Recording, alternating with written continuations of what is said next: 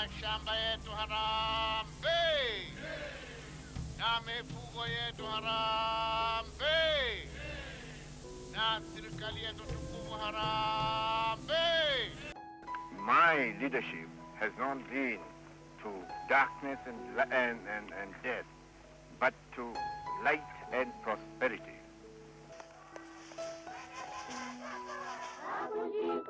Kenyatta peke yake, lakini alishikwa na mabingwa wa uhuru.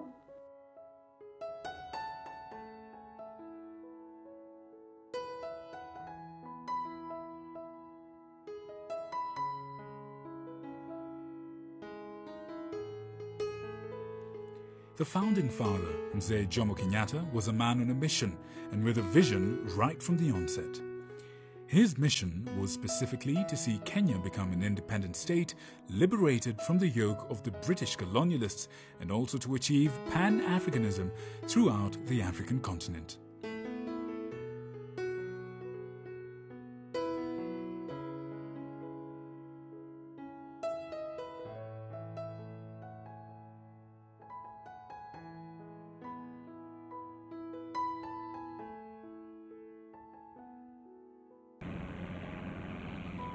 It is probable that Kirinyaga, or Mount Kenya, wasn't seen by a white man until the middle of the 19th century. This part of the world was one of the last to be discovered by Europe. Even the slave trade had left it fairly undisturbed. On the sweeping highland plains, great nomadic tribes lived with their herds. In the fertile hills, the planters reclaimed the land. Different peoples lived side by side, now in contact, now in isolation, now in conflict, now in cooperation. Jomo Kenyatta was born into this world at the very moment it began to crumble.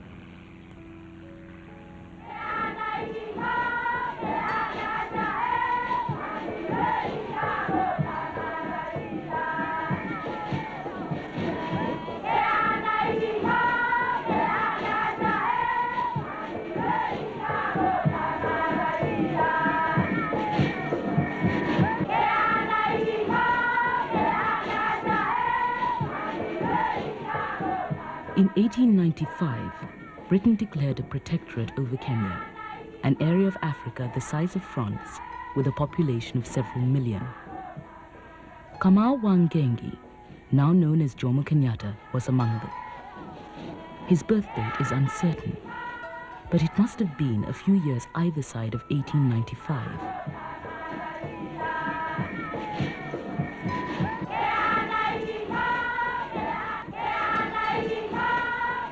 Kenyatta's childhood was spent within sight of Kirinyaga. Around him, the British government imposed its rule upon the people, using guns and barbed wire whenever treaties and persuasion failed.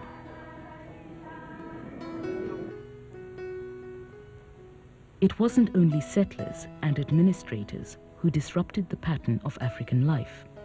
Christian missionaries, too, spread out across the colony, building churches and schools.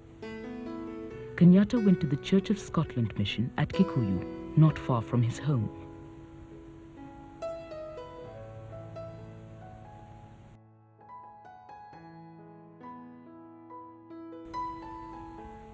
Kenyatta emerged from the mission in 1914 with a new name, a Christian name, Johnston. Known as K.N. Johnston or Johnston Kamau, he set out on the career for which he had been prepared, a minor servant of the colonial economy. There are so many incidents which took place during that time because he was the first African to have a motorbike. And because some of the Europeans who were in Kenya were not very happy about it, there were a time that there were collisions with those Europeans who see him in a motorbike. And because he doesn't want to be let down by them, well, he has to defend himself. Here again we see my brother very smartly dressed, and his young and only son, Peter Muigai Kenyatta. He was very young little boy. Then his lovely lady, Wahu, or Grace Wahu, Mure, ari mwanake. No ari mundu mwega muno mukeni na mwendi andu muno. Ningi ni ari mwendi kurima.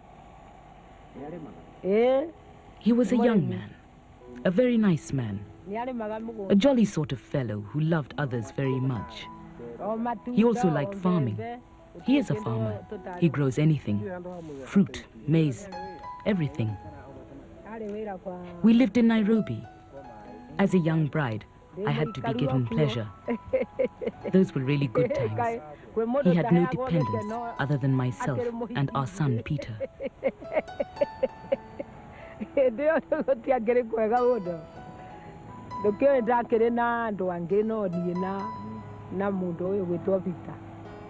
I know that my father hated discrimination, and again, he was very active in doing things properly to show that even an African, although he's black or what, he can do exactly as what a European can do.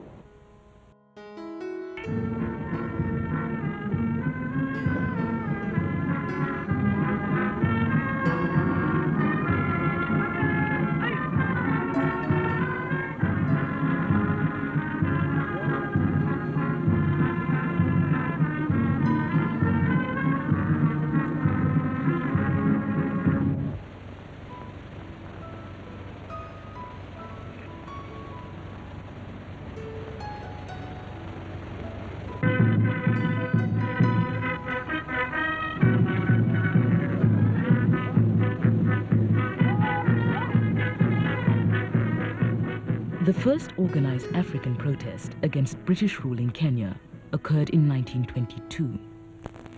Harry Thuku, another young man of the same generation as Kenyatta, and with a similar background, spoke out against the alienation of African land for the exclusive use of white settlers, against the low level of African wages, and against the native registration system. Thuku was arrested and deported without trial. His political party, the East African Association, which drew its membership from many different tribes, was banned. To prevent any further growth of nationalism, the colonial government now forced African politics onto a local and tribal level. When we formed the Kikuyu Central Association, Kenyatta was still an employee of the Nairobi municipality. We discovered that he was a clever man who knew the English language well. And since none of us could speak the language, we decided to engage his services. When we later appointed him Secretary General of our party, he was called into the government office and told, "If you have become a member of that association, tell us right now, and you will be fired. If you don't want to be fired, say so, and you will be prosecuted and imprisoned for contravening government employment regulations by joining a political association." Kenyatta agreed to give up his job. In social relationships in Kenya, Europeans are masters and Africans servants. The vast majority of these Philistine whites in Africa believe that relationship to be part of the natural order of human society. Anyone doubting this idea would be regarded as a Bolshevik. Kenyatta suggested that we start a newspaper, Mwigwidhania, the Reconciler, and the association approved his suggestion. Through our publication, people became aware of their rights and desired to demand their freedom. They found that they could never be satisfied with the colonial government's reaction in Kenya. They thus decided to send a representative to Britain. They had chosen me at first, but since discussions would be held in English, which I did not know, what would I say to the committees? We therefore decided to send Kenyatta. I was told to sign his security bond, which I did. It was Kenyatta whom we sent to Britain. Kenyatta's first major test as a politician came ironically while he was away from Kenya. A bitter conflict had broken out in his absence between the Protestant missions and their Kikuyu converts over the question of female circumcision. the Kikuyu custom of removing part of the clitoris.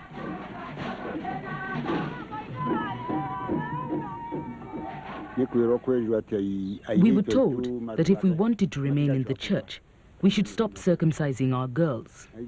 We objected to this because it was a sacred Kikuyu custom which could not be obliterated arbitrarily.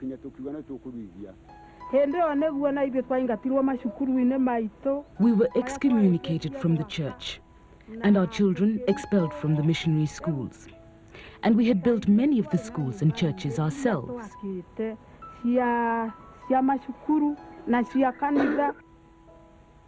Kenyatta was called upon to mediate and went to see the leaders of the Church of Scotland mission in Edinburgh. He took the position that if it were a question of rejecting or modifying an inappropriate custom, then education was the way to produce the desired result. The force of law could not and should not be used to suppress such an important tradition.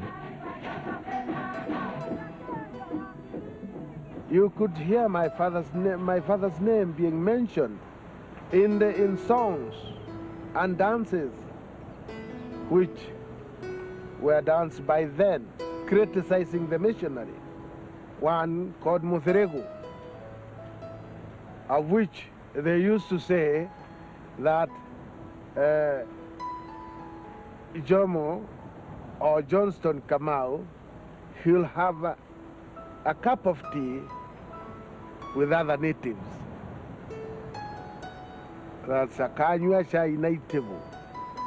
That's to mean that he'll have the tea together with other natives, although he's in Britain. So his reputation was kept by those who knew what he was doing. Na maito ne moru, na baba ne moru, ni ende mogeko yo dinge garurandi.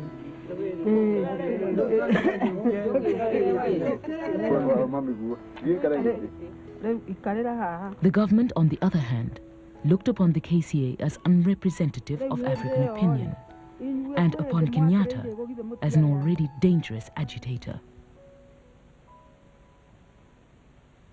He was in England at the time with a kind of commission from his people to represent them where and when he found useful.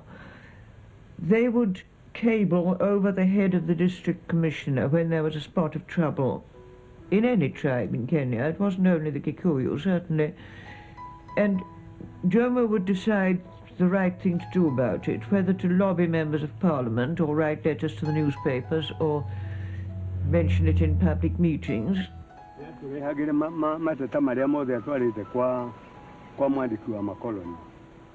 He always sent us copies of his dealings with the colonial office, and we kept him informed of what was happening here. Active agitation was forbidden, and if we presented our grievances to the local administrative authorities, they never bothered to put things right. We could only agitate directly through London. There was a question of the Wakamba having had their land curtailed, were now told that their cattle were too numerous and were causing soil erosion. Incidentally, Libby's had set up a canned beef factory on the edge of the land, and it was very convenient to have the cattle slaughtered.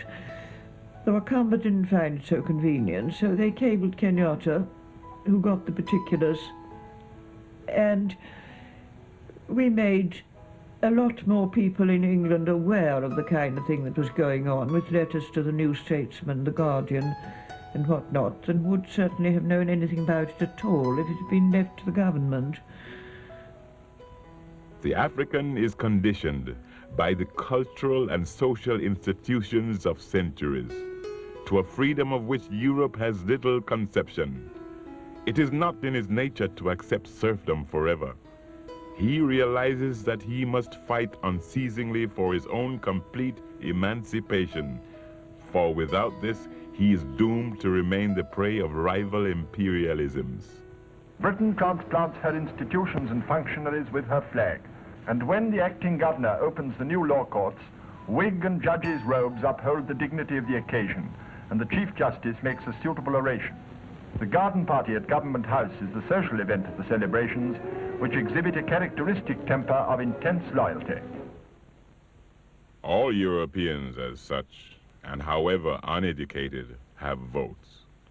No African, however educated, has one.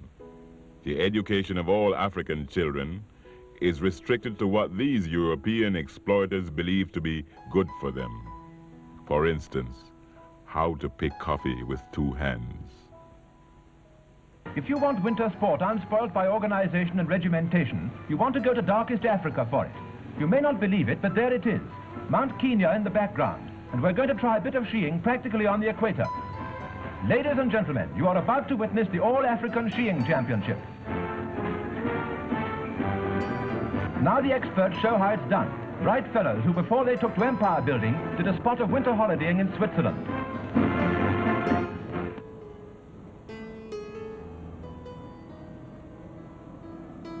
Kenyatta's years abroad were a time of exploration and confirmation.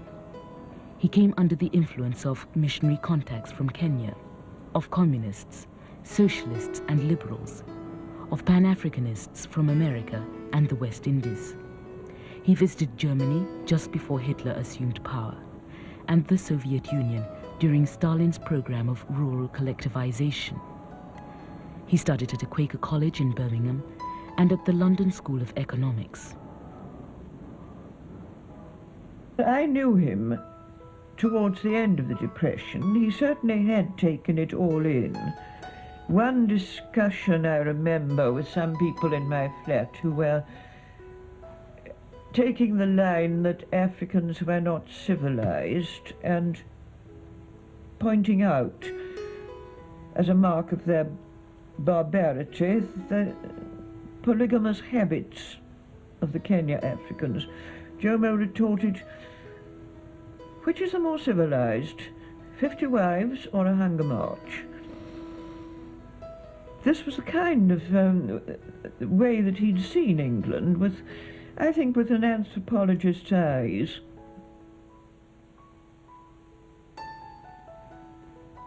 By the late 1930s, Kenyatta's ideas began to crystallize and found expression in his book, Facing Mount Kenya. It was as much a political indictment of colonialism as an affirmation of the strength of traditional Kikuyu culture. In many ways, it was his declaration of independence as a nationalist. I am well aware that I could not do justice to this subject without offending those professional friends of the African who are prepared to maintain their friendship for eternity as a sacred duty, provided only that the African will continue to play the part of an ignorant savage, so that they can monopolize the office of interpreting his mind and speaking for him. To such people, an African who writes a study of this kind is encroaching on their preserves. He is a rabbit turned poacher.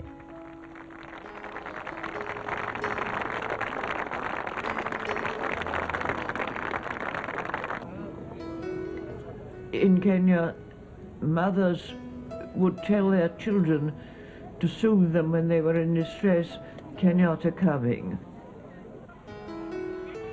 Kenyatta's prospects for returning to Kenya were negligible by the time the Second World War began. His KCA colleagues, as well as the leaders of several other political parties, were detained without trial in 1940.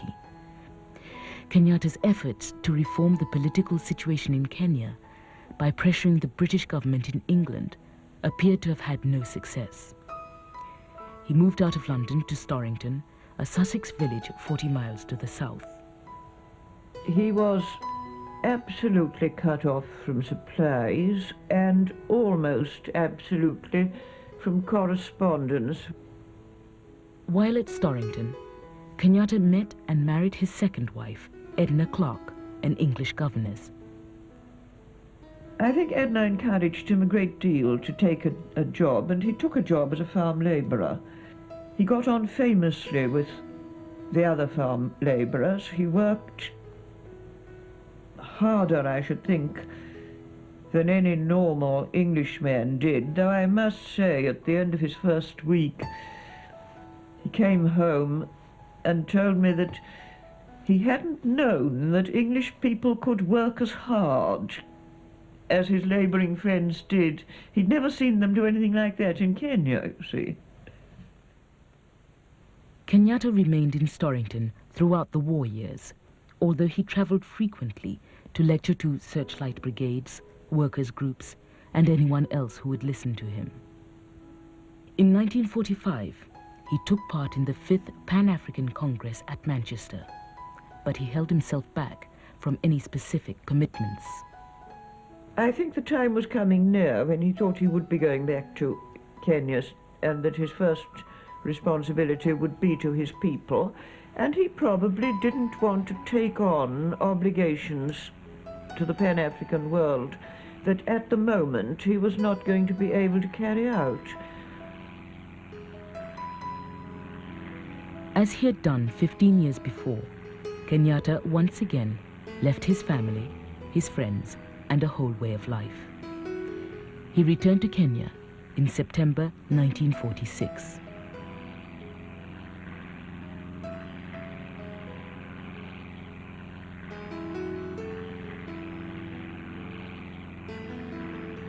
Kenyatta's first concern, however, when he had settled down, was not with politics, but with education. 7 months after his return, Kenyatta became principal of the independent African Teachers College at Githunguri. He also married again.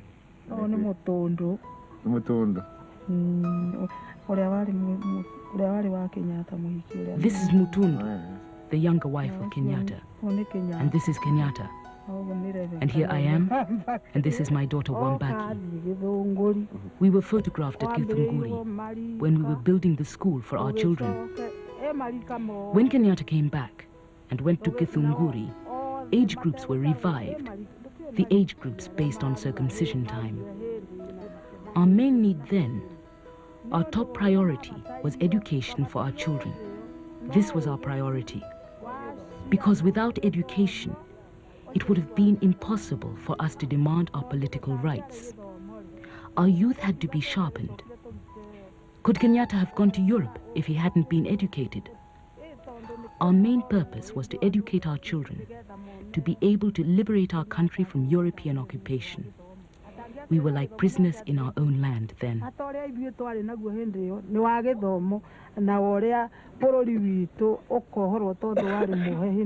Kenyatta had returned at a moment when the climate for African politics seemed to be improving.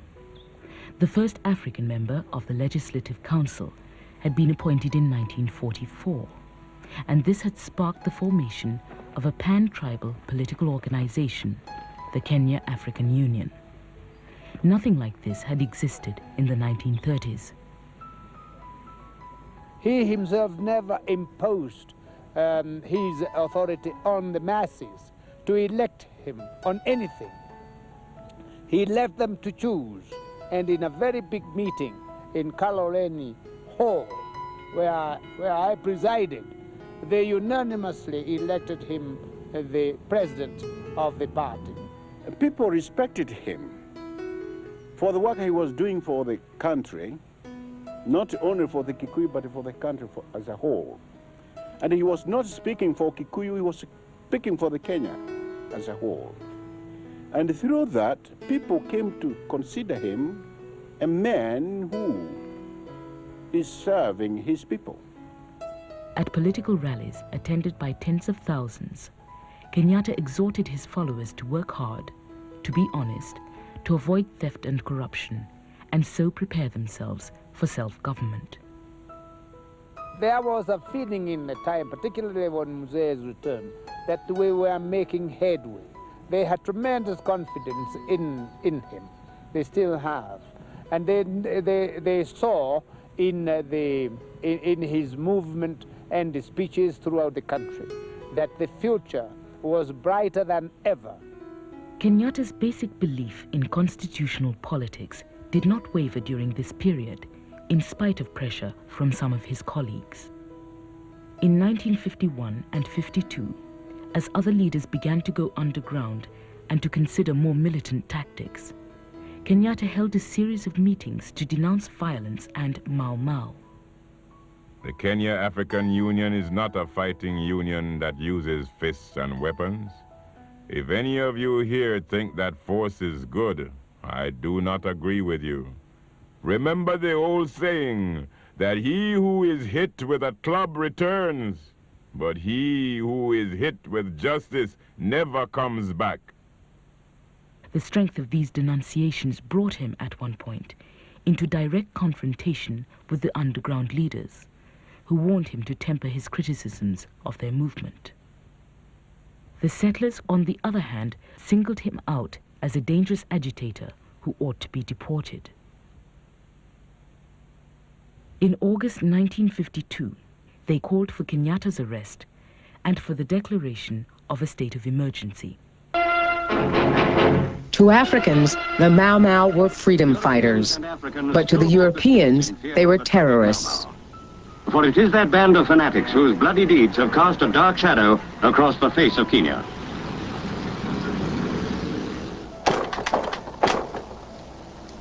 The British used the police and army to round up suspects from the Kikuyu villages.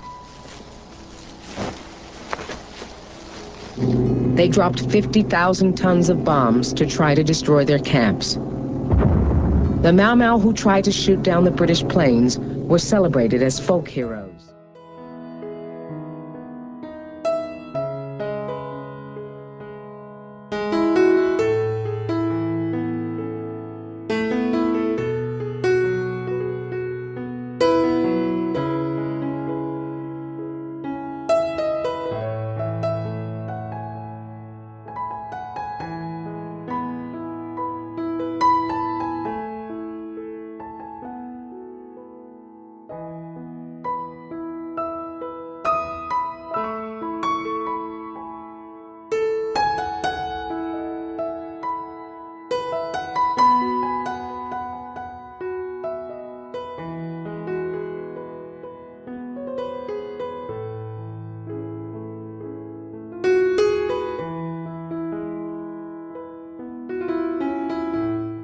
The Mau Mau concluded there was no alternative to violence. They used homemade weapons to terrorize European settlers, attacking isolated farmhouses and police stations. Many Africans opposed the violence, including Jomo Kenyatta. Despite a lack of evidence, he was accused of Mau Mau links and imprisoned. 80,000 suspects were detained and interrogated. He really came to attention because of these enormous mass meetings and the tremendous demagogic power he had over the Kikuyu people, and his ability really to make them do exactly as he wished or project his ideas into them. That's really why he came to attention. 2 months later, in an atmosphere of panic, Kenyatta was arrested and charged with managing and being a member of an illegal society, Mau Mau. His trial went on for 5 months, while outside the courtroom, the British Army and Air Force and the Kenya police and settlers launched a bitter war against the Kikuyu. The reason for our arrest was not Mau Mau, but because they think we are going ahead uniting our people to demand our rights. The government arrested us simply because when they saw we could have an organization of 30,000 or 40,000 or more Africans demanding their rights here, they say, we've an excuse, Mau Mau. The trial was a very difficult trial because the British government had already, the Kenya government had already decided Mr. Kenyatta was guilty, and it was just going through the form of a trial to convict him. The trial was held at Kapenguria, which is about 30 miles from Kitale. It's a little village, and it was held in a schoolroom. And we had to motor every day 30 miles and back again in the evening. We couldn't stay in the only hotel in Kitale, which was reserved for Europeans at the time. We found it very difficult because the government had access to all the witnesses they needed. They actually had a camp in Kapenguria where the government witnesses were housed and coached. we had to get our witnesses from various parts of the country. And it entailed every evening ringing Nairobi and asking our people here to arrange to find these witnesses and send them to Captain Gurria. Naturally, the government, our line was tapped all the time, and they knew who we were after. And we invariably found that when we went to look for this witness, he disappeared. He was not available anywhere. We knew he was locked up somewhere in a camp. He was picked up in order to frustrate the trial. The judge who was conducting this trial had retired, but he was brought in specially for this case. He was well known to be anti-African, and the irony of it is, after he passed judgment that morning, he had to leave the courthouse in an armored car and was not seen in Kenya again. You, Jomo Kenyatta, stand convicted of managing Mau Mau and being a member of that society. You have protested that your object has always been to pursue constitutional methods on the way to self-government for the African people, and for the return of the land which you say belongs to the African people. I do not believe you. On April the 8th, 1953, Magistrate Ransley Thacker sentenced Kenyatta to 7 years imprisonment with hard labor, and recommended that he be restricted afterwards. Kenyatta was, in other words, never to be allowed to return to political life. Already well into his 50s, Kenyatta served his time at Lokitong, an isolated desert outpost in the arid north of Kenya.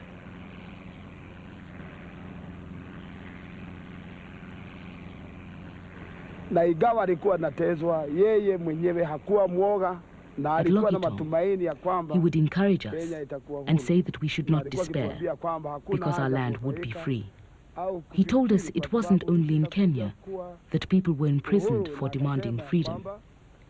He had seen many leaders imprisoned, he said, and their countries still became free. Na wanajitawala. Kwa hivyo tuziwe na wasiwasi. Many things have been done to astound and frighten the heart. Yet although this is very sad, I feel that it is not right for a man to be filled with anger and disquieted in his heart, because to do this is sheer folly. In my opinion, it is better to be calm and to forget evil, and to look forward to the good which will follow when all these troubles are at an end.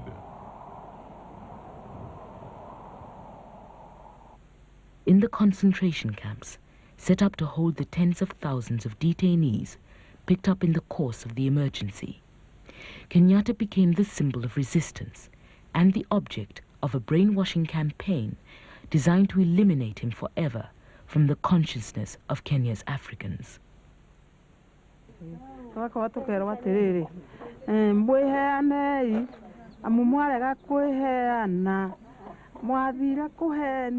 We were told, give yourselves up. You were deceived by Kenyatta that you would be given freedom, and you will never get that freedom. Those people who advised us like that were ruining our country. They would say, you will have to rescue yourselves from here. Confess everything, or you shall never be free.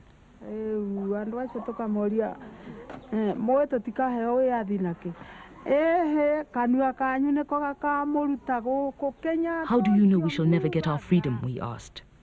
Never, they said. It is only your mouth that will save you from here. That Kenyatta of yours deceived you. You will not see independence.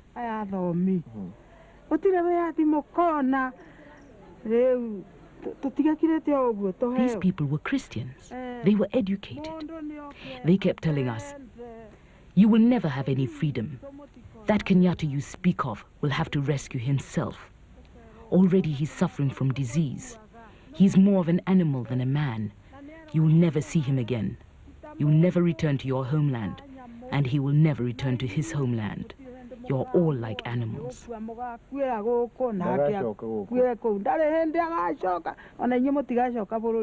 This is what we were told.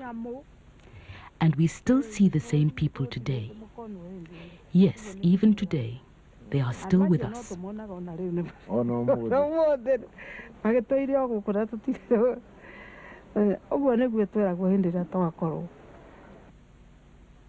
As the British Army gradually defeated the Land Freedom Army, the guerrilla movement which had sprung up in response to the emergency measures, the colonial government permitted African politics to function again, but restricted all organizations to a district or tribal level.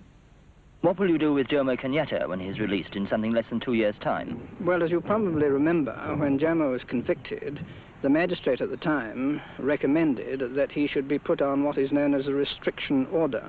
What does that mean? That means that an order is signed by the governor restricting his residence to a particular place in the country.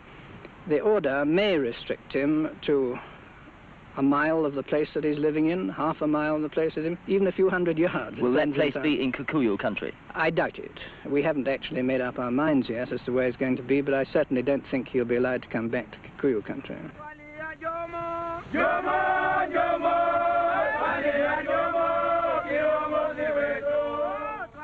But in spite of the rise of a new generation of politicians, most of those who had worked with Kenyatta in the past remained loyal to him, as the European minority took to itself the right to decide who was or was not acceptable as an African leader.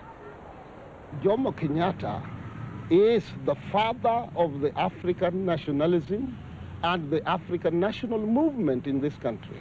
But surely you're all rather more advanced than he is in your thinking about politics. Wouldn't he embarrass you if he was really let go now? We cannot in any sense be more advanced than our teacher and master, whom I think is much more advanced in political outlook in this country than we are.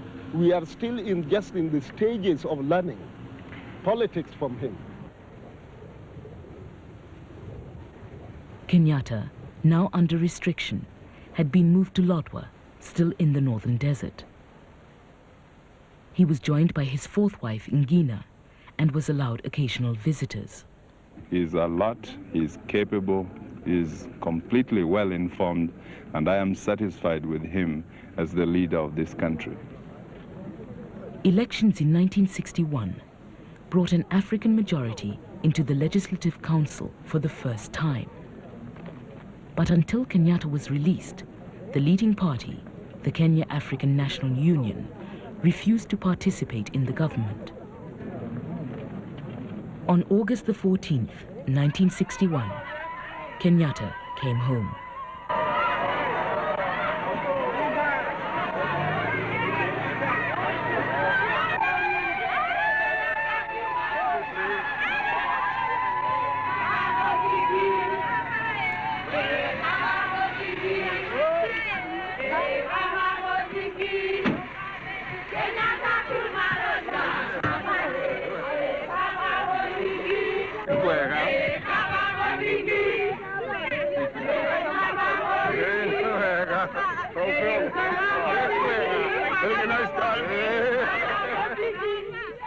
So many people came because the news just spread out like wildfire. And they tried to speak to them. And I remember his first few words. He said, "I am very happy to be back with you, my people." And after that, pandemonium broke out, and nobody could hear anything anymore because of cheering and laughing and dancing and everything that went on at Gatondo on that day.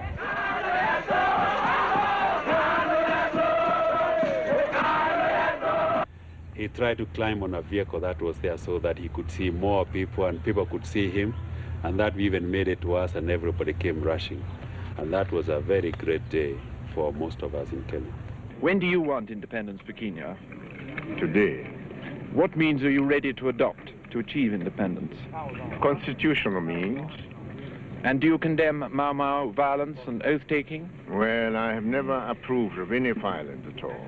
My leadership has not been to darkness and death, but to light and prosperity. We must show the world that some of them has been wrong, that some of them have misunderstood us, and it's only by our action they will know that we mean business. Brothers, I think I have spoken enough in this language. It is not my wish that I should be speaking to you in a foreign, and for that matter, in colonialistic language.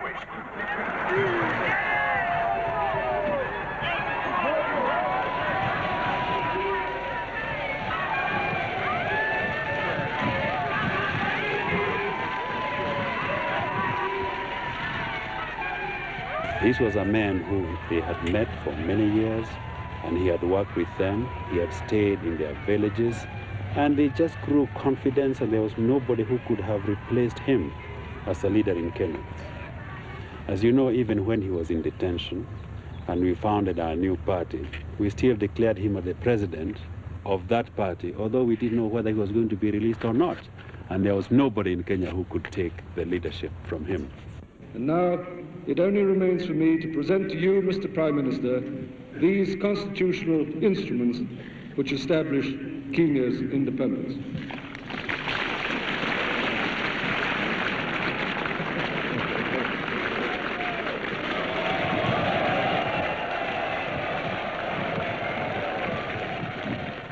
Now, from sweat, there's something. You see, this car here, my brother used to travel in this before he was arrested. They took it when it was in good order from my brother's house there. But when damaged it, they towed it right here. It was a lovely car when he was using it. It's a quite lovely car. Hanson terraplane, very strong car. But now it's become scraps. After suffering for a long, long time for his people, he's rewarded now with the nice cars and the other things to repair his things which were taken by the government. You see, I don't think he was sorry that he was detained.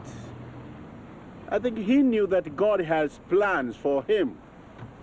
He didn't doubt about it. He always foresaw that God had plans for him and to come back to help his people. As a man in power, Kenyatta surprised some of his old friends, as well as some of his old enemies. Just after he became Prime Minister, he went to Nakuru, in the heart of the old White Highlands, to address for the first time the white settlers.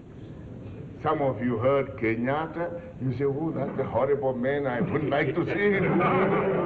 He's a horrible man. But here I am, ladies and gentlemen. I am just a human being like yourself. If I have done mistake to you, it's for you to forgive me. If you have done to me, I say it's for me to forgive you. I think some of you have been maybe worried what will happen if Kenyatta comes to be the head of the government. He has been imprisoned. Maybe he has been given trouble. Well, now let me set you to rest that Kenyatta has no intention whatsoever to look backward. We are not going to look backward. We are going to forgive the past. Within 3 years of independence, Kenyatta's moderate policies were challenged by an opposition party led by some of his closest colleagues from the pre-emergency period.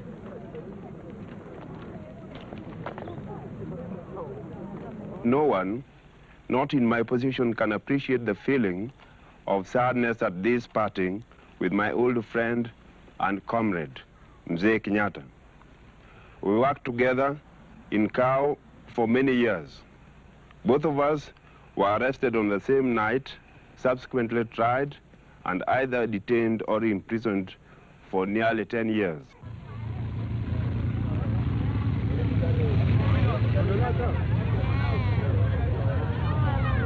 Three years later, the opposition party, the Kenya People's Union, was banned. Oginga Odinga, its president, and the man who had resurrected Kenyatta's name during the emergency, Bildad Kagia and Achieng' Oneko, who had been sentenced with Kenyatta at Kapenguria, and several other politicians, were detained without trial.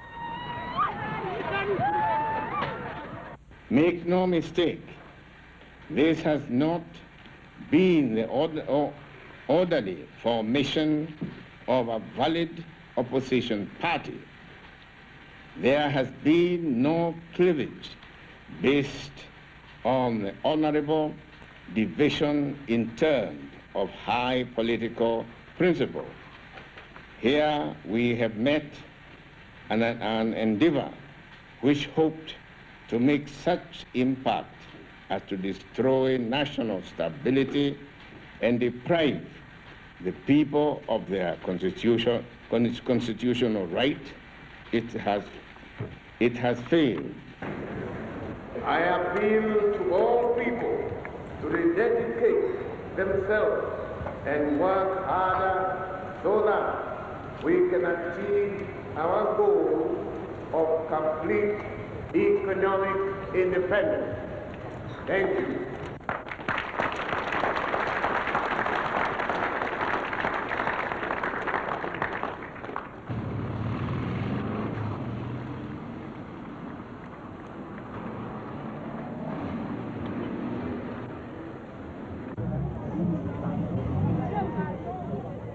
You know, Mzee Kenyatta has fought, he has struggled, and he has even suffered a great deal because he wanted independence and freedom for all peoples of Kenya. This in itself is very important.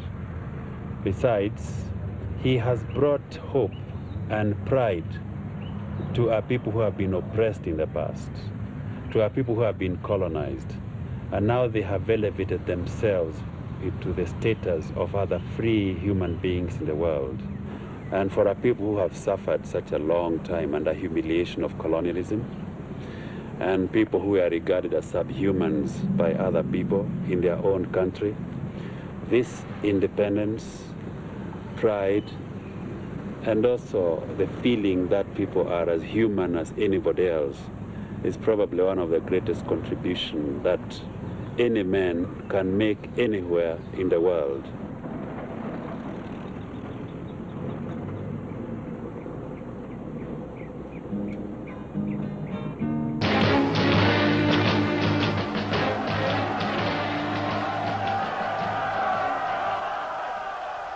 More than in any other sophisticated African nation, President Kenyatta of Kenya is popularly accepted as a leader without rival.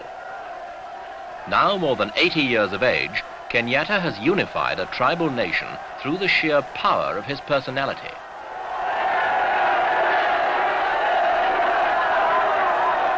Support from Kenya's 11 million people comes to Kenyatta despite a ban on the country's principal opposition party.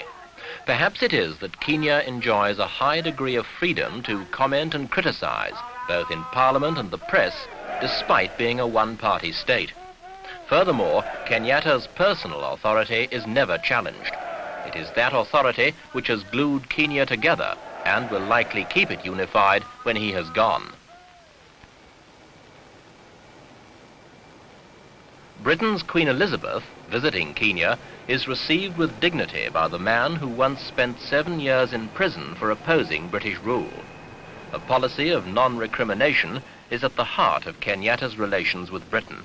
A member of the Commonwealth, Kenya still looks to London for most of its development aid, and Britain is still its principal trading partner.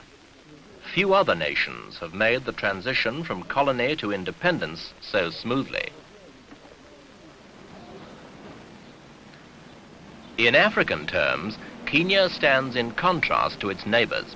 Tanzania, led by President Julius Nyerere, still struggles to find the cohesion Kenyatta has given Kenya. And although both nations are linked with Uganda in the East African community, it is Kenya which provides the essential stability and economic power.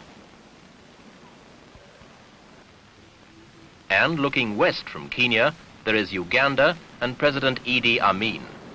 Amin's policy of Africanization at all costs does find an echo of sympathy in Kenya, but while the objectives may be the same, the methods differ radically.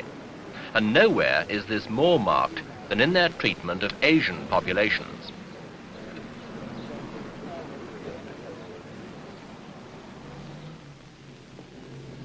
Uganda expelled its Asians at one stroke and created economic chaos. Kenya has encouraged many of its Asians to become citizens to serve social and commercial needs. 9 out of 10 of Kenya's doctors, lawyers and accountants are Indians, as are 8 out of 10 architects and engineers. To expel them would be to risk economic collapse, as Uganda has discovered. Nevertheless, many of Kenya's 100,000 Asians are leaving, about 8,000 of them a year. Hardest hit are the shopkeepers, for whom it is increasingly difficult to get trading licenses without citizenship. Hundreds are selling up. Their departure may be a political necessity with the high rate of African unemployment, but it is also in line with the concept of Africanization, without which no African state can feel completely independent. Evidence that it is happening here can be seen in the many businesses formerly run by British or Asians and now controlled by Kenyans. Kenya hopes to complete the process by 1980, but she has been careful to replace those who leave with a well-trained body of managers and professional men and women.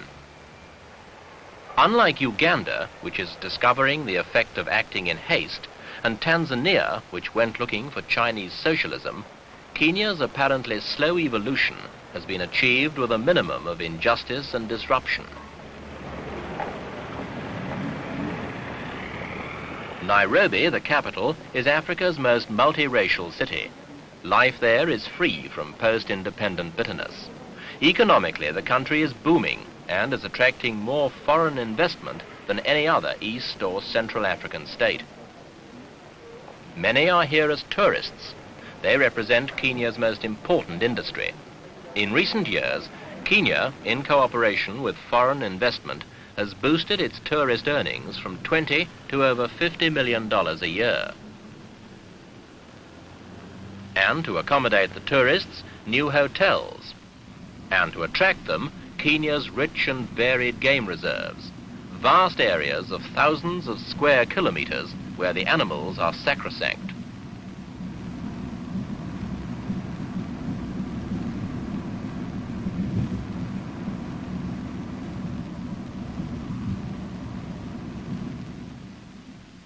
Treetops, famed as the place where Britain's present Queen learned of her accession to the throne, is one of the places which attract some of the yearly 250,000 visitors.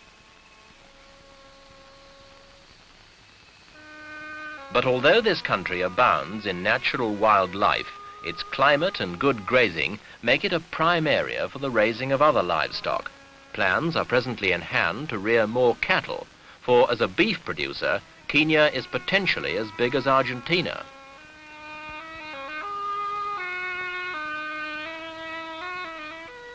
And out in the bush, there are other developments. A $60 million program of road improvements connecting Kenya with the rest of East Africa is midway to completion. Already finished is a road stretching 2,400 kilometers from the Kenyan port of Mombasa to the Ethiopian capital Addis Ababa.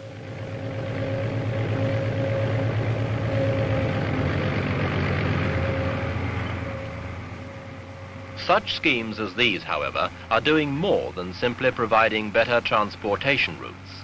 They are opening up areas of Kenya hitherto almost uncharted.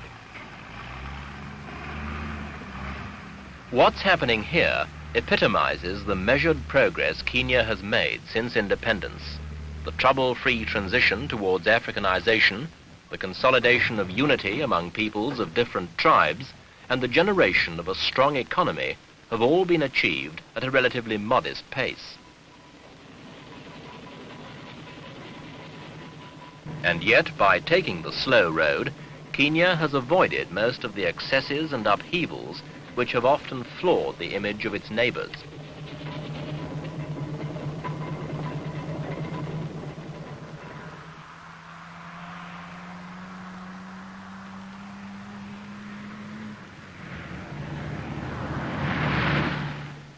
Ten years on from the independence struggle, Kenya can be proud of her achievements.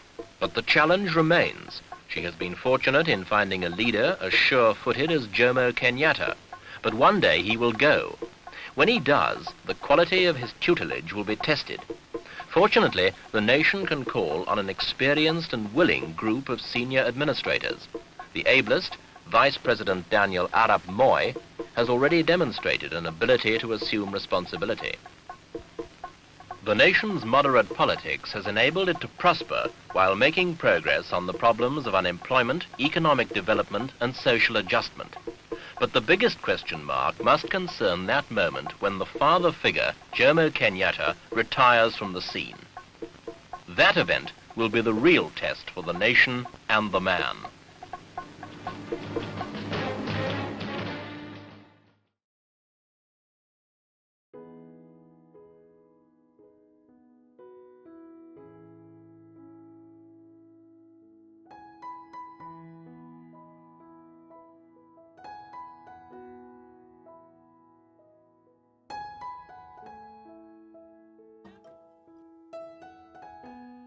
Harambe! Harambe! Harambe! The who is who that needed to be informed were flown to Mombasa at dawn, they say about 4 a.m. That was when PC Eliud Mahihu yet again called Police Headquarters Command Center, asking Wambugu to raise Air Force Commander Colonel Dedan Ishuru and inform him to fly a military caribou plane from Eastleigh to Mombasa to airlift the body, which had to be flown by the commander himself. Instructions which were not well received by the Air Force boss. And when he woke up, after listening to all I had to say about him having to fly to Mombasa, is when he asked me what my rank was, and I said, Inspector, sir. Since when did inspectors give colonels instructions? I said, these are not instructions, sir. I'm just passing the information from State House to you. So he didn't say he's not going. We were not communicating on normal telephone, we were communicating on radio telephone, which is real like telephone because it is wired, but it is just, again, like the 2i8 phone, which you swing something until somebody answers on the other end. So I know he took the instructions because he came, and when he got to the Eastleigh base, other things had happened which I wasn't in charge, like the tower was opened and things like that. Then I got instructions for a second caribou. Today, I know the second caribou was going to act like the air has for the body of the president. And again, I was talking to a colleague of mine called Captain Wanyoike. He's a man we knew each other very well. And he continued to protest that he has no planes to provide for that purpose. And I said to him, Captain, I'm not requesting you. You refused to send the plane to Mombasa at your peril. Finally, he took, because duty officer, particularly at those times of crisis, does not have the luxury of arguing with you.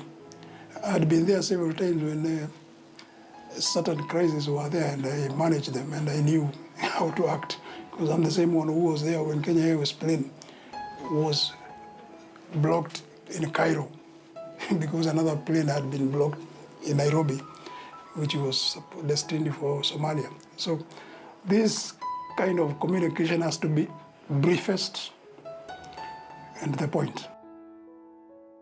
As the clock ticked towards 6 a.m., instructions were received from Police Commissioner Bernard Hinga that flags across the country should fly at half-mast. But it did not register in the mind of a clearly overwhelmed Wambugu that President Kenyatta had died. Slightly before 6, I got instructions to fly all the national flags, including service flags, half-mast. And that is the point at which it was disclosed to me that the president is no more. And I'm the one who called every province. Of course, if I talk to a PC and a PPU, I know that province has been informed. And I did that. And having heard the reason why you are flying the flags half-mast, the volume of work on my desk did not allow me even to start worrying about the president's death.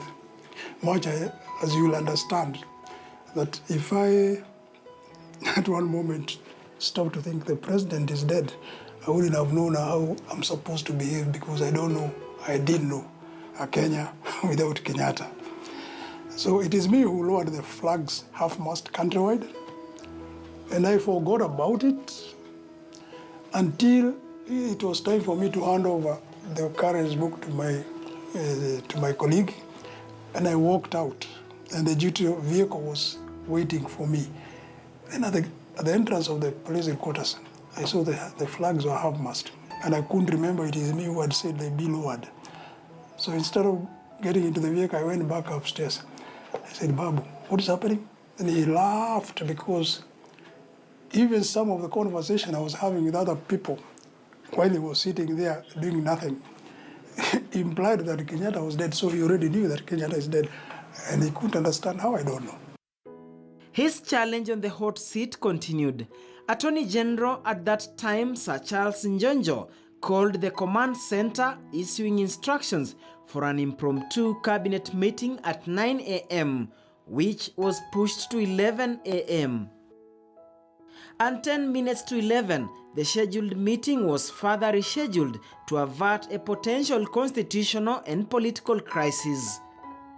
Then Vice President Daniel Toroitich Arap Moi, who was mandated by the Constitution to chair the cabinet in the event of the president's demise, could not be reached. I had not found one important person, the then Vice President. And it was instructions. It can't take place unless the Vice President is there, which happened. Tracing him, employing everything in our available to us, to the extent now of using aeroplanes and helicopters. And the challenge was in locating him, which we did. First of all, he was not anywhere where we could reach him on the phone. Nobody was speaking their mobile walkie-talkie. They only agreed to communicate when Madenge called them. And actually that was the breakthrough, because once Madenge talked to them, it happened that Madenge and Moi were very good friends. Moi would never be flown by any other pilot.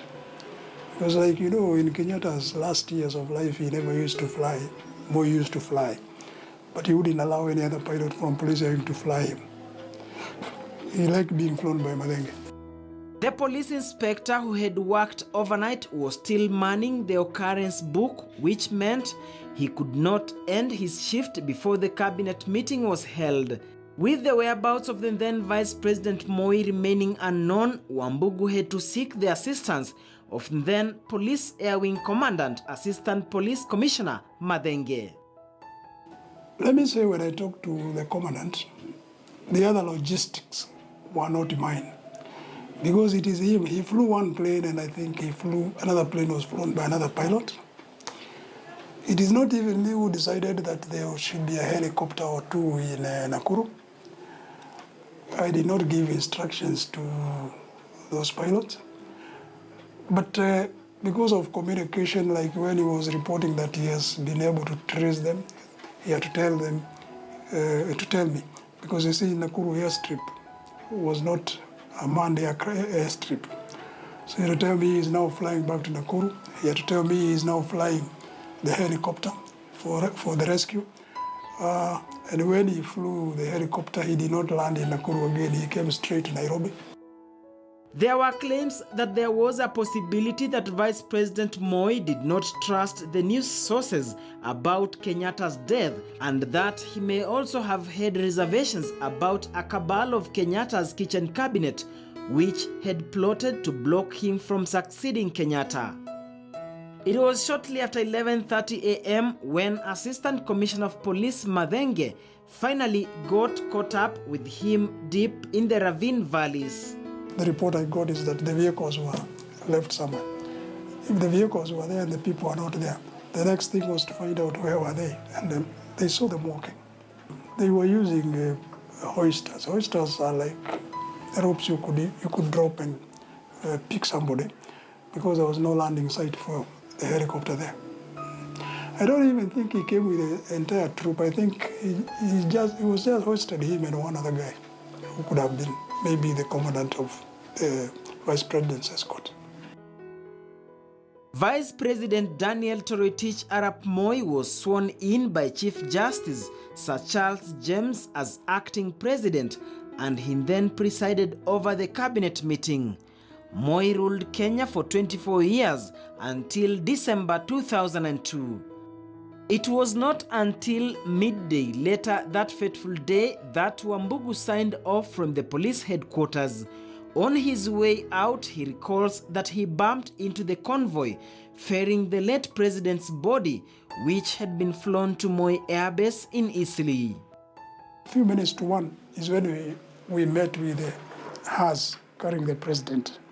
And as the vehicle was passing along Juja Road, both sides of the road, life was normal like it always is. It is me who told my friend in the car, including the driver who was driving us, this is the president's body. They were coming from Eastleigh. And it was a quiet drive, very slowly, and nobody was noticing. Then when we passed, we went straight home. In fact, we didn't want to stop anywhere. We wanted to get home near the radio and put it on and see whether we'll get that. Luckily, when we got home, they had not announced, but we got martial music, which was literally interrupted. Now, who was it? Was it Leonard Mambo? Some name, common name in VUK. That martial music was interrupted, announcing the death of the president. Which now, even though I knew, I must say it also sounded shocking. So Kenyatta must have been dead if he died at 3. And if this was, say, 2 o'clock, during that period he was dead. Nobody knew he was dead, except, of course, those people who were the newsmaker, the ones who were managing the affair.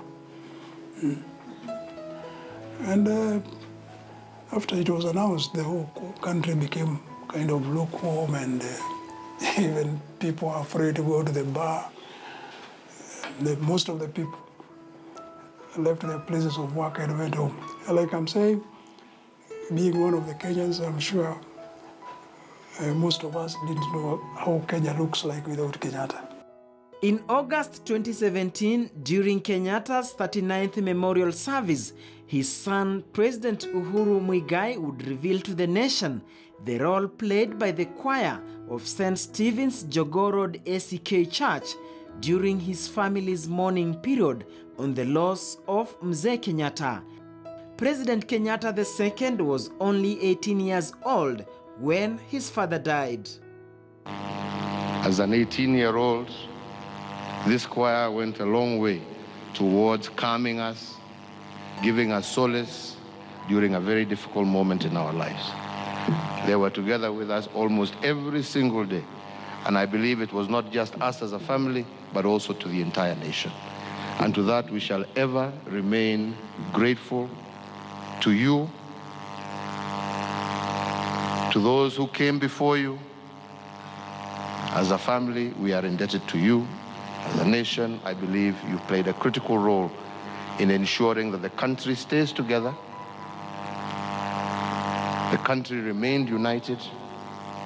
And I think I can say with a clear conscience that you were part of helping Kenya move forward after a very difficult time when people did not know what was going to happen. But your songs and the words in your songs really encouraged Kenyans and gave Kenyans hope that there was a future after that unfortunate event. So asanteni sana kwenu. Asanteni.